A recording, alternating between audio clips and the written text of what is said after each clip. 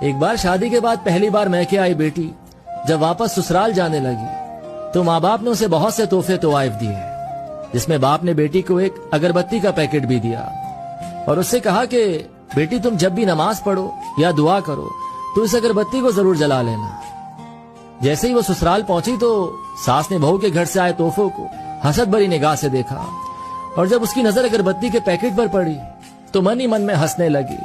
کہ بھلا کون سا باپ اپنی بیٹی کو تحفے میں اگربتی کا پیکٹ دیتا ہے۔ صبح جب بیٹی نماز کے لیے اٹھی تو اس نے باپ کے دیے اگربتی کے پیکٹ کو کھولا تو اس میں سے ایک چٹھی بھی نکلی جس میں لکھا تھا کہ بیٹیا، یہ اگربتی خود تو جلتی ہے لیکن اپنی مہک سے پورے گھر کو مہکا دیتی ہے۔ ہو سکتا ہے تم کبھی اپنے شوہر سے روٹھ جاؤ یا کسی بات پر ساس سسر سے ناراض ہو جاؤ، دیور یا ننن کی کوئی بات تمہیں بری لگ جائے تو تم میری دی ہوئی اس نصیحت کو یاد رکھنا، اس اگربتی کی طرح جلنا۔ جیسے اگربتی خود جل کر اپنی مہک سے دوسروں کو تر و تازہ رکھتی ہے، ان کو سکون دیتی ہے، اسی طرح بیٹی تم بھی سہ جانا، اپنے سسرال کو مہکا سمجھ کر اپنے اچھے رویے اور خوش اخلاقی سے ان کے گھر کے سکون کی وجہ بن جانا۔ یہ پڑھ کر بیٹی پھوٹ پھوٹ کر رونے لگی تو اس کا شوہر اور ساس سسر بھی وہاں پہنچ گئے اور پوچھنے لگے کہ کیا ہوا،